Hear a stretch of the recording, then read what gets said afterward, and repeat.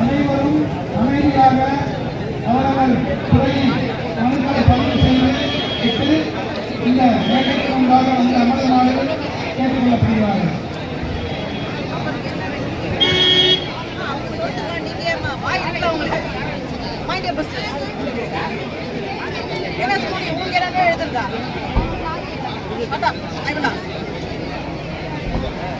சும்மா நானும் அப்ப பார்த்துட்டு இருக்கேன். அவங்களுக்கு என்ன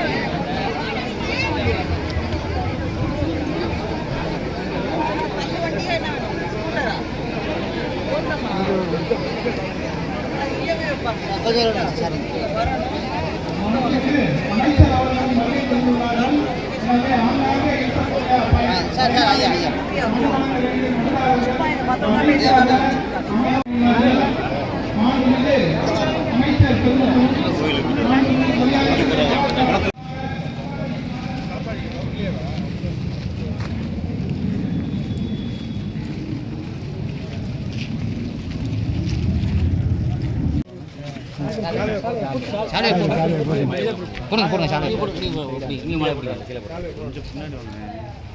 கொஞ்சம் தள்ளிங்கண்ணே கோட்டை கொஞ்சம் உள்ள அடங்க பாருங்க சார்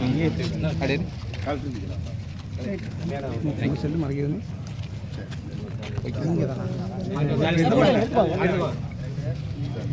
அப்படியே போட்டு அப்படியே சைடா வந்துடும். ஓகே ஒரு தேங்கி எடுத்து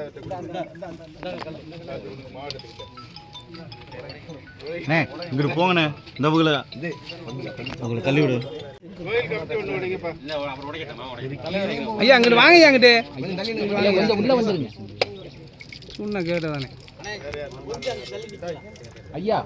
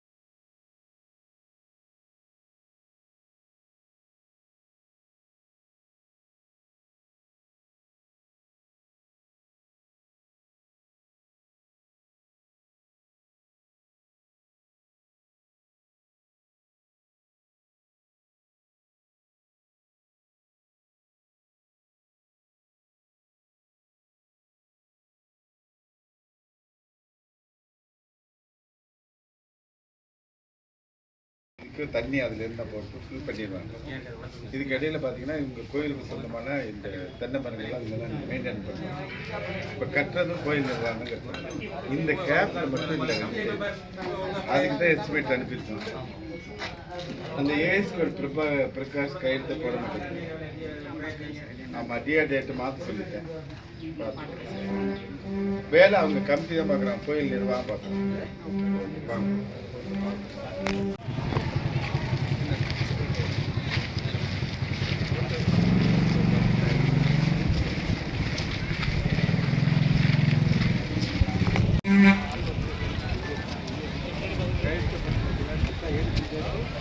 அவர் மாதிரி போயிட்டார். ஆமாம், அது வந்து அதில் குழந்தைங்க இதை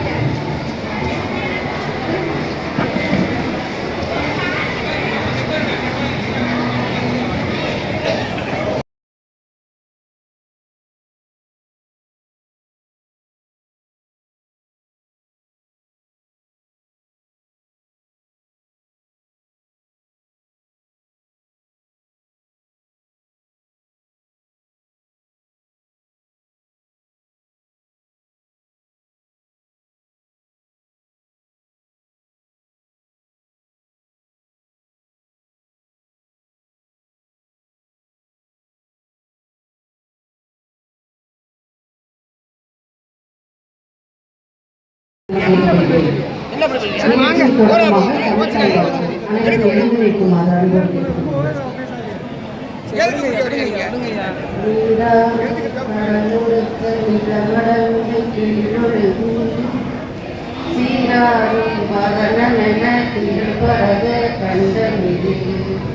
தெக்கணமும் அதிசிறந்த திராவிடனல் திருநாடும் தக்க சிறு பிறை முதலும் தனித்தனரும் திலகமுமே அத்திலக வாசனை போல் அனைத்துலகும் இன்பமுற எத்திசையும் புகழ் மணக்கே உன் சீரிழமை திரும்பி என்று செயல் மறந்து வாழ்த்துதுமே வாழ்த்துதுமே. நிகழ்ச்சி குத்துவரை கேட்டு தூக்கி வைப்பார்கள்.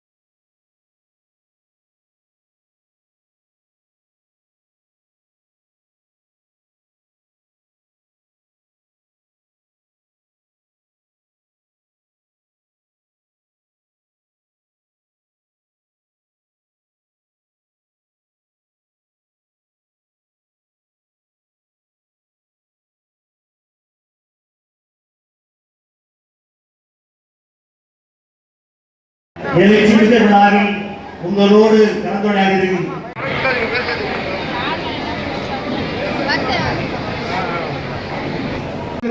அந்த ஆளுநர் அமைத்திருந்த ஒரு நமது மாண்புமிகு அமைச்சர் அவர்கள் தான் என்பதனை இந்த நேரத்தில் மகிழ்ச்சியோடு தெரிவித்துக் கொண்டு மீண்டும் இதே மாதிரி உங்களுக்கு இன்னைக்கு நம்மளோட எதிர்பார்த்த 23 லட்சம் தான் அப்படின்னா இன்னைக்கு 27,73,000 ரூபாய் மிகப்பெரிய அளவில் அந்த பண்டை ஒதுக்கி இருக்காரு.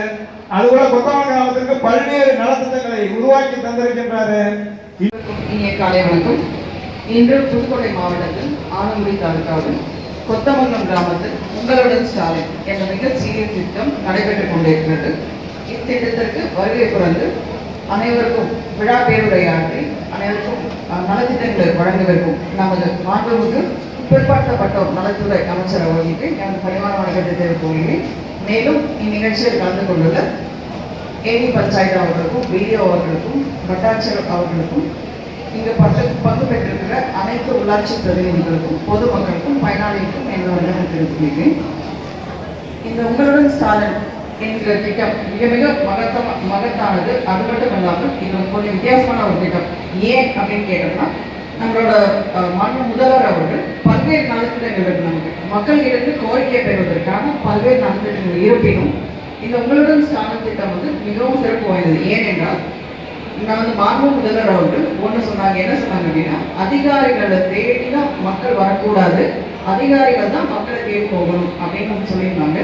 மற்ற கேம்ப்ல நம்ம மனுக்கள் வாங்கியிருந்தாலும் இந்த உங்களுடன் ஸ்டாலின் திட்டத்தோட முக்கியத்துவம் என்ன அப்படின்னா, உங்களோட வீடுகளுக்கே வந்து உங்ககிட்ட ஒரு மனு கொடுத்துருவாங்க, ஒரு அப்ளிகேஷன் கொடுப்பாங்க, ஒரு எம்டி ஃபார்ம், அது காலியாக இருக்கும். ஒரு ப்ளூ கலர் ஃபார்ம் கொடுத்துருப்பாங்க. அந்த ஃபார்மில் ஒரு நம்பர் இருக்கும் மேலே. இது உங்களுக்கு கொடுக்கும். வீடு வீடாக வருவாங்க. கிட்டத்தட்ட புதுக்கோட்டை மாவட்டத்தில் 5 லட்சம் வீடுகள் இருக்கு. இந்த 5 லட்சம் வீடுகளுக்கும் சென்று நம்மளோட கவர்மெண்டோட வாலண்டியர்ஸ் சொல்ற பிரதிநிதிகள் போய் அந்த ஒவ்வொரு வீட்டில் இருக்கவங்களுக்கு கொடுத்து அந்த மனுவில் உங்களோட கோரிக்கை எதுவாக இருந்தாலும் எழுதுங்கன்னு சொல்லியிருப்பாங்க. அந்த கோரிக்கை ஒரே மனுவில் நீங்கள் 4 கோரிக்கை எழுதினா அந்த மனுவில் நீங்கள் எடுத்துட்டு வரும்பொழுது இங்கே உங்கள் வீட்டுக்கு அருகாமை ஒரு முகாம் நடத்தப்படும். இன்றைக்கு 2 பஞ்சாயத்தோட ஆலங்காடு அண்ட் கொத்தமங்கலம் 2 பஞ்சாயத்தோட மக்களை சேர்ந்தவங்க இங்க முகாம் வந்திருக்காங்க. இது மாதிரி உங்களோட வீட்டுக்கு அருகாமை ஒரு பஞ்சாயத்து இந்த கேம்ப் நடக்கும், முகாம் நடக்கும். இந்த முகாம் நீங்க வரும்பொழுது என்ன அப்படின்னா அந்த வாலண்டியர் உங்களுக்கு வரும்போது சொல்லுவாங்க, உங்களுக்கு என்ன கோரிக்கை, கலைஞர் மகளிர் உரிமை தொகை வேணுமா, அதுக்கு என்னென்ன நீங்க டாக்குமெண்ட் எடுத்துட்டு வரணும், என்ன ஆவணம் எடுத்துட்டு வரணும், அப்படி இல்லையா பரவாயில்ல வாங்க, இங்க ரெவன்யூ டிபார்ட்மெண்ட் இருக்கு, இங்க வருவாய்த்துறை இருக்காங்க, இங்க இ-சேவை மையம் இருக்கு, நீங்க வந்து வந்த உடனே உங்களுக்கு ஒரு வருமான வரி சான்று வேணுமா அல்லது ஜாதி சான்றிதழ் வேணுமா, இங்கேயே நம்ம கொடுத்துக்கலாம், அதற்கான ஆவணங்கள் என்ன இருக்கு, ஆதார் கார்டு ரேஷன் கார்டு நீங்க எடுத்துப்பாங்க உங்களுக்கு சொல்லியிருப்பாங்க. ஸோ நீங்க வரும்போது எடுத்து வந்தீங்க அப்படின்னா இங்க பக்கத்துல இருக்க 2 இடம் இருக்கும். உங்களுக்கு முதல்ல நீங்க மனு எழுதணும். தயவு செய்து பொதுமக்கள் வெளியே எங்குமே பணம் கொடுத்து மனு எழுதாதீர்கள். இங்க நம்மளோட முகாம்லே நம்மளோட வில்லேஜ் அசிஸ்டன்ஸும் உட்காந்து எழுதிட்டு இருக்காங்க, நம்மளோட கவர்மெண்ட் ஆஃபீஸர்ஸ் எழுதிட்டு இருக்காங்க. உங்களுக்கு என்ன கோரிக்கையோ அந்த மனு எடுத்து இங்கே நீங்க எழுதிக்கலாம். பதிஞ்ச பிறகு ஒவ்வொரு மனு மீதும் என்ன நடவடிக்கை எடுத்திருக்கோம் அப்படின்னு முதல்வர் அவர்கள் நேரடியாக பார்த்துட்டு இருக்காங்க. நம்மளோட அமைச்சர் பெருமக்கள் முதல்வர் அவர்கள் எல்லாருமே நேரடியாக பார்த்துட்டு எத்தனை மனு வாங்கியிருக்கீங்க, எத்தனை சரியா பண்ணியிருக்கீங்க, மனு வந்துட்டு உடனே முடிச்சிட்டோன்றது மட்டும் கணக்கு கிடையாது. அதை நீங்க முடிச்சது பொதுமக்களுக்கு உண்மையிலே போய் சேர்ந்ததா, அவங்களுக்கு உண்மையிலே பயனுள்ளதா இருக்கா அப்படின்னு அதையும் செக் பண்றாங்க. சில நேரங்கள் முதல்வர் அவர்கள் உங்களோட பயனாளி வீட்டுக்கே தொலைபேசியில பேசி இந்த மனு நீங்க எழுதுவீங்களே, இந்த மனுவோட கோரிக்கை உங்களுக்கு நிறைவேறிச்சா அப்படின்னு கேட்கிற தருணங்களும் இருக்கு.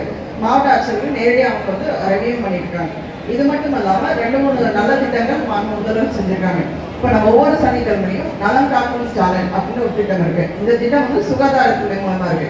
இந்த திட்டத்தோட சிறப்பம்சம் என்னவென்றால் 17 வகையான உயர் சிகிச்சை மருத்துவர்கள் அந்த ஒரு முகாம்ல வருவாங்க. இதே நீங்க எல்லாம் ஒரு இடத்துல போடுவீங்க, உங்களோட இடத்துக்கும் வருவாங்க. இதுல கிட்டத்தட்ட 47 முகாம் நம்ம நடத்தணும். அதுல இது வரைக்கும் 6 முகாம் நடத்திருக்கோம். ஸோ நம்மளோட பஞ்சாயத்து வரதுக்கான வாய்ப்புகள் இருக்கு. வரும் காலங்களில் வரும். அந்த முகாம் நீங்க போகும்போது உங்களுக்கு என்னென்ன மாதிரி உடம்பு சரியில்லை அப்படின்னா கண்ணு காது மூக்கு தொண்டையிலேருந்து ஆரம்பிச்சு உங்களோட ஹார்ட்ல இருந்து என்ன பிரச்சனை இருக்கு அப்படின்ற வரைக்கும் அது ஒரே இடத்துல நீங்க மருத்துவர்கிட்ட சிகிச்சை பெற்றுக்கொள்ளலாம். அது ஒரு நேற்றைய தினம் மாண்பு முதல்வர்கள் ஒரு சிறப்பான திட்டத்தை வெளியிட்டார்கள், தொடங்கி வைத்தார்கள். அது என்ன அப்படின்னா அன்பு கரங்கள் அப்படின்ற திட்டம். இந்த அன்பு கரங்கள் திட்டம் என்ன அப்படின்னா எல்லா வகையான எல்லா குழந்தைகளுக்கும் தான் இருக்க வேண்டும் என்ற நோக்கத்தோடு அந்த அன்பு கரங்கள் திட்டம் தூக்கப்பட்டுள்ளது. இதோட நோக்கம் என்ன அப்படின்னா ஒரு தாய் தந்தை எழுத குழந்தையோ அல்லது தாயோ தந்தையோ எழுந்துட்டு அந்த குழந்தை வந்து பாட்டியோட பராமரிப்புல இருக்கிறாங்க அப்படின்ற ஒரு நிலைமை இருந்தாலும் அந்த குழந்தைகளுக்கு மாதந்தோறும் 2000 ரூபாய். ஒவ்வொரு மாதமும் அந்த குழந்தையோட படிப்பு செலவுக்காக 2000 ரூபாய் அவரோட கணக்கில் வர வைக்கப்படும். இது எது வரைக்கும் அப்படின்னா அந்த குழந்தை 18 வயது முடிகிற வரைக்கும், அந்த காலேஜ் கல்லூரி படிப்பு போகிற வரைக்கும் அந்த மாதம் 2000 ரூபாய் வரும். கல்லூரிக்கு போன பிறகும் நம்மளோட பல்வேறு திட்டங்கள் இருக்கு. நான் முதல்வர் திட்டம் இருக்கு, உயர்வுக்கு படி திட்டம் இருக்கு.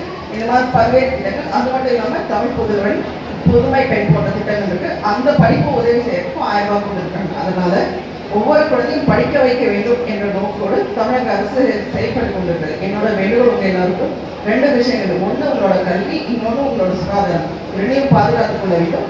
இந்த முகாமில் பயன்படுத்திக் கொள்ள வேண்டும் என்று கேட்டுக்கொண்டு நன்றி கூறி விடைபெறுகிறேன். நன்றி, வணக்கம். அதுக்குரிய அருமை சகோதரர் முத்துராமன் அவர்களே, கிராம ஊராட்சிகளின் வட்டார வளர்ச்சி அலுவலர் மரியாதைக்குரிய திரு ரமேஷ் அவர்களே, முத்துராமனும் திரு ரமேஷும் இந்த திருவரங்குளம் ஊராட்சி ஒன்றியத்தில் மிக சிறப்பாக அவர்கள் பணியாற்றிக் கொண்டிருக்கிறார்கள். அவர்களுக்கு பாராட்டுக்கள், வாழ்த்துக்களை நான் தெரிவித்துக் கொள்கின்றேன். எந்த இடத்துல குடிநீர் பிரச்சனை, தெருவிளக்கு என்ன சொன்னாலும் உடனடியாக நிறைவேற்றக்கூடிய ஆற்றல் வாய்ந்த அதிகாரிகள். நான் பொது வாழ்க்கையில் ஒரு 27 வருஷத்துக்கு மேலே இருக்கிறேன். தொடர்ந்து உள்ளாட்சி பற்றி எனக்கு நல்லா தெரியும். ஆனால் இந்த 2 அதிகாரிகள் பணியாற்றுவது எனக்கு ரொம்ப மகிழ்ச்சி அளிக்கிறது. அவர்களுக்கு எனது பாராட்டுகள், வாழ்த்துக்களை நான் தெரிவித்துக் கொள்கின்றேன். மரியாதைக்குரிய அருமை சகோதரர் சுந்தர் நேதாஜி அவர்களே, பொன் லோகநாதன் அவர்களே, பத்திரிகை மற்றும் ஊடகத்துறை நண்பர்களே, உங்கள் அனைவருக்கும் எனது வணக்கத்தை அன்போடு தெரிவித்துக் கொள்கிறேன். நேற்றைய தினம் மாண்புமிகு தமிழ்நாடு முதலமைச்சர் அவர்கள் ஒரு அருமையான திட்டத்தை தொடங்கி வைத்தார்.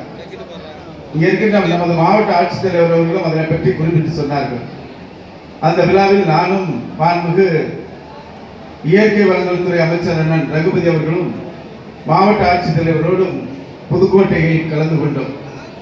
நமது தமிழ்நாடு முதலமைச்சர்கள் காணொலி திட்டத்தின் மூலமாக அந்த திட்டத்தினை சென்னையிலே கலைவாணர் அரங்கில் தொடங்கி வைத்தார். அது என்ன விழா என்றால் அன்பு கரங்கள் என்ற பெயரிட்டு ஒரு அருமையான திட்டம். நானும் தொகுதியில் செல்கின்ற பொழுது ஒரு சில இடங்களில் எங்களை நிறுத்துவார்கள்.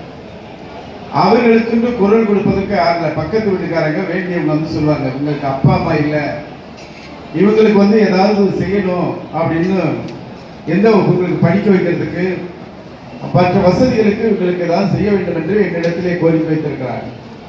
ஆனால் நம் தமிழ்நாடு முதலமைச்சர் அவர்கள் இவற்றையெல்லாம் கவனத்தில் கொண்டு நேற்றைய தினம் அன்பு கரங்கள் திட்டத்தின் மூலமாக தாய் தந்தையை இழந்த அந்த குழந்தைகளுக்கு மாதம் 2000 தந்து தாயாக தந்தையாக நான் இருக்கிறேன் என்று நம்பிக்கை கொடுத்தவர் மாண்புமிகு தமிழ்நாடு முதலமைச்சர் என்பதை நான் மகிழ்ச்சியோடு தெரிவித்துக் கொள்கிறேன். விழா மேடையில் நாங்கள் இருக்கிறோம். எதிரிலே 176 குழந்தைகள் இருக்கிறார்கள். அதற்கு பின்பு வயதானவர்கள், அந்த குடும்பத்தை சார்ந்த தாத்தா பாட்டி அவங்க இருக்கிறாங்க.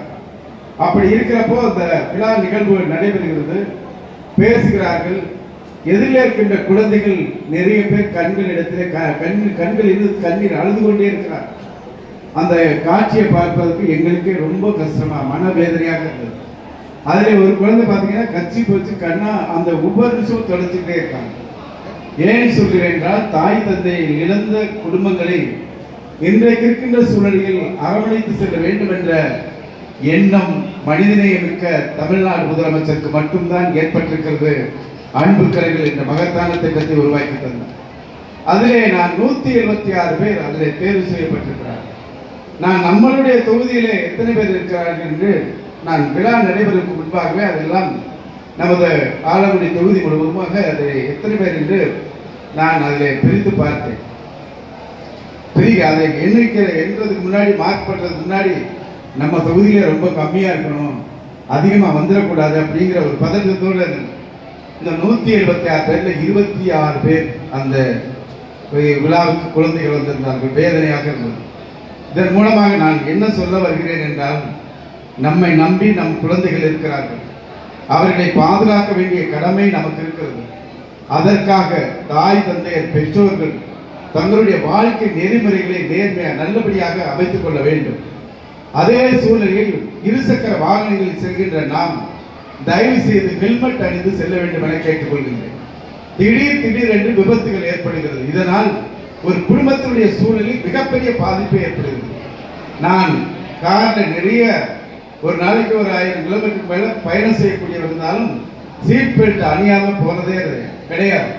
இப்படிதான் நானும் ஈரோடுக்கு போயிட்டு மாநாட்டுக்கு போயிட்டு எம்எல்ஏ அப்போ அங்கேருந்து வர்றப்போ திருச்சி பக்கத்தில் நார்த்தாமலை பக்கத்தில் ஒரு விபத்து, என்னுடைய வாகன விபத்தில் சிக்கியது.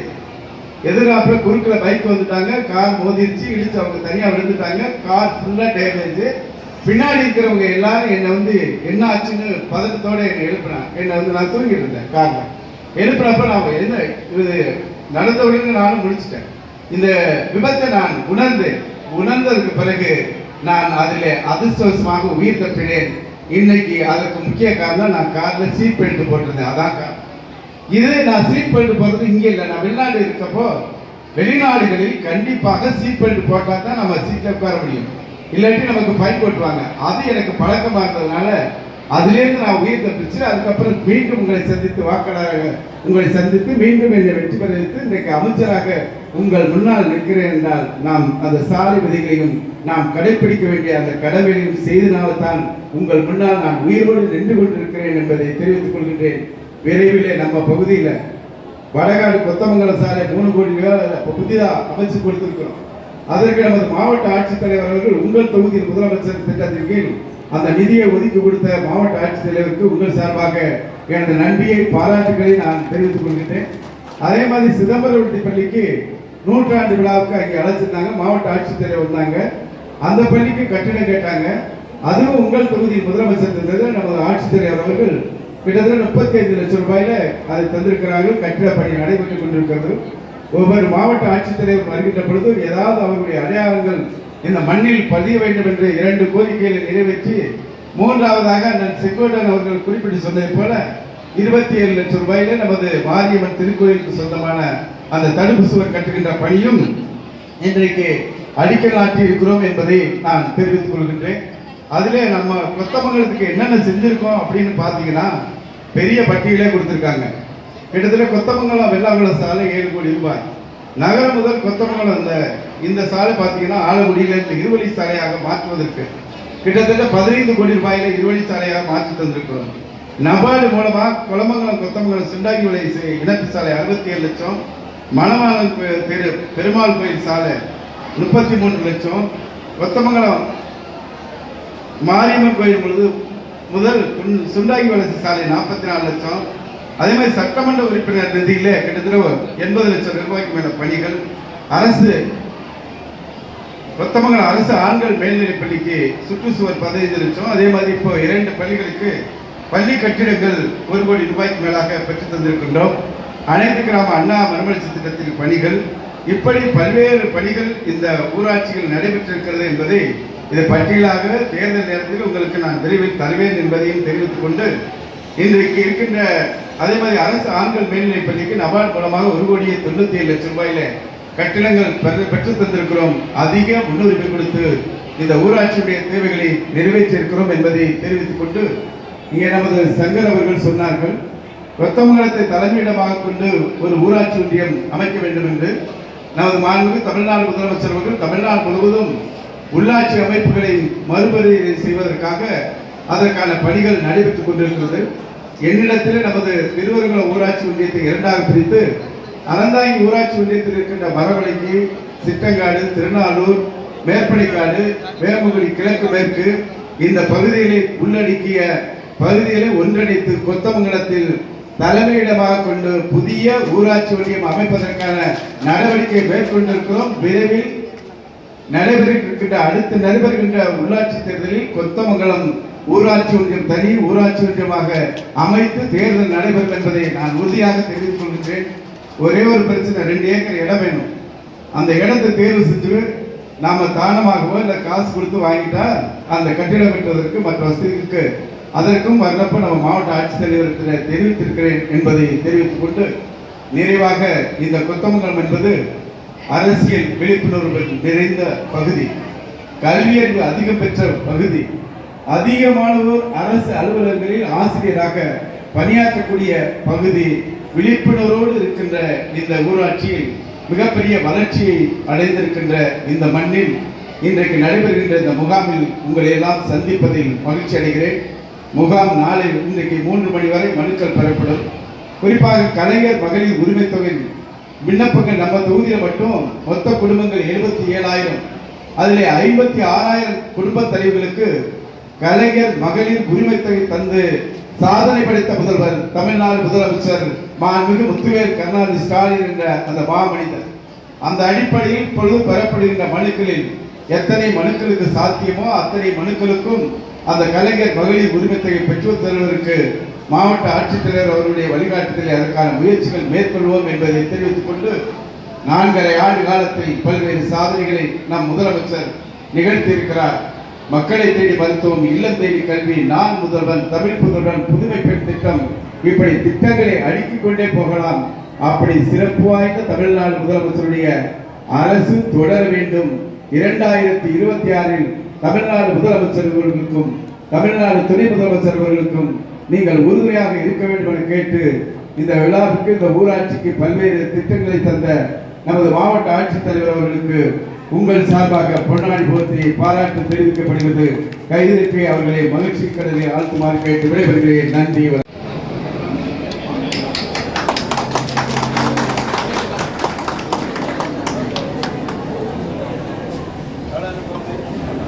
நிகழ்ச்சி நடந்ததாக மாண்புமிகு பிற்படுத்தப்பட்டோர் நலத்துறை அமைச்சர் அவர்கள்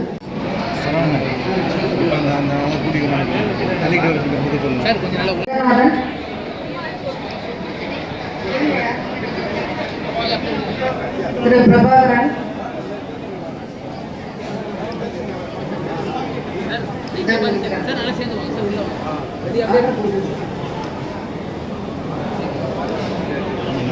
திரு பிரபாகரன்,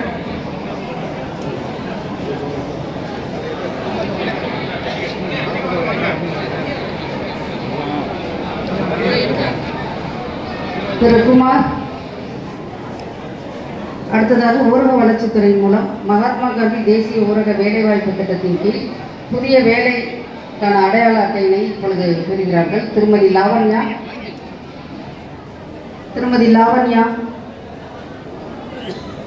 திரு முருகேசன்,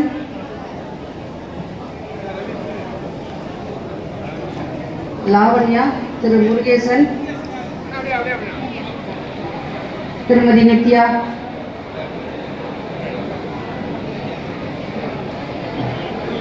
திருமதி காந்திமதி,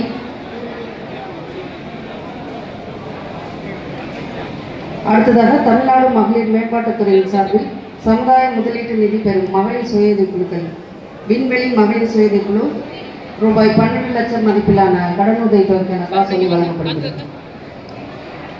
விண்ணொலி மகளிர் சுயஉதவி குழு மேடைக்கு வருமாறு அன்போடு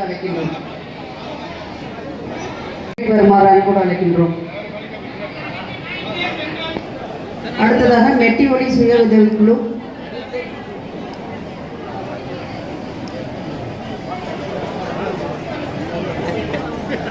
சொல்லியிருக்கிறார்கள். முல்லை சுய உதவி குழு ரூபாய் 14 லட்சம் மதிப்பிலான காசோலை பெறுகிறார். மெட்டி ஒளி ரூபாய் 10 லட்சம் மதிப்பிலான காசோலை பெறுகிறார்கள்.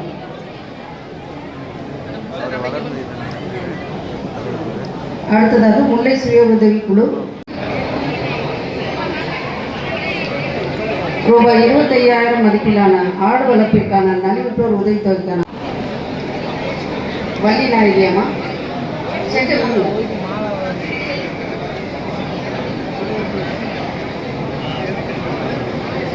அடுத்ததாக வருமான சான்றிதழ் பெறுபவர் திரு சேகர்.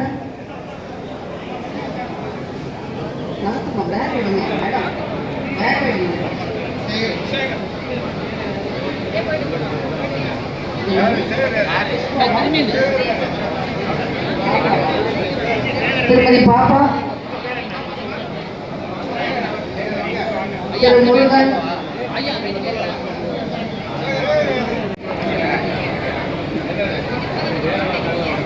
திருமதி பாப்பா, திரு முருகன், திருமதி தீபா,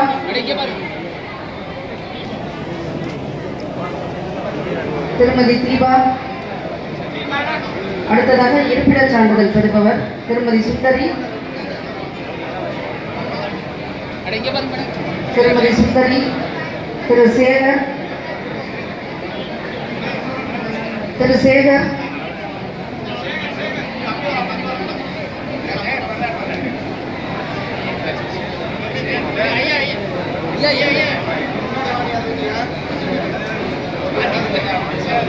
திரு சேகர் இருப்பிடச் சான்றிதழ் பெறுகிறார். தருண் வேலன்,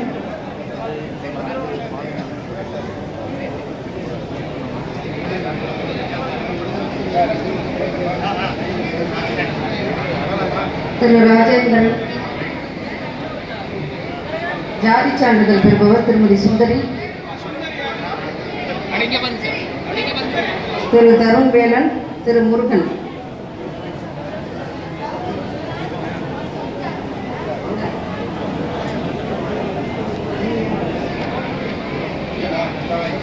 அடுத்ததாக பட்டா மாறுதலுக்கான ஆணையை பெறுபவர் திரு செல்வராஜ். அடுத்ததாக வேளாண்மை துறையின் சார்பில் உளுந்து விதைக்கான மினி கிட் பெறுபவர் திரு ரமேஷ்.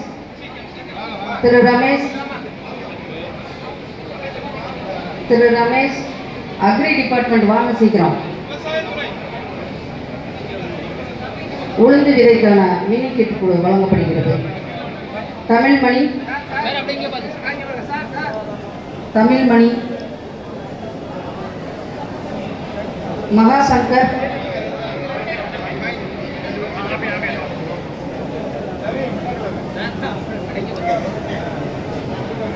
இந்திராணி, மகாசங்கர்,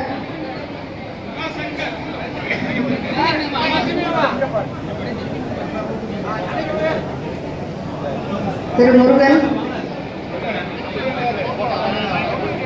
அடுத்ததாக வட்ட வழங்கல் பிரிவின் சார்பில் பெயர் திருத்தம், குடும்ப அட்டையில் பெயர் திருத்தம் செய்து வழங்கப்படுகிறது. பொழுது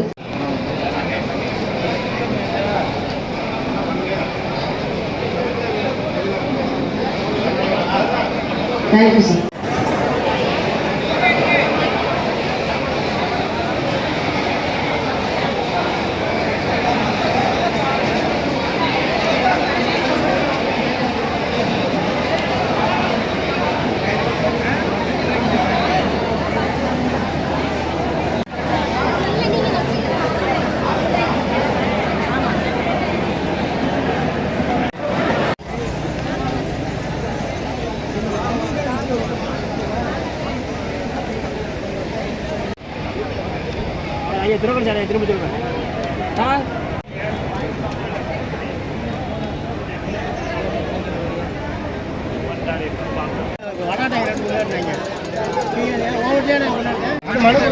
இதை மட்டும்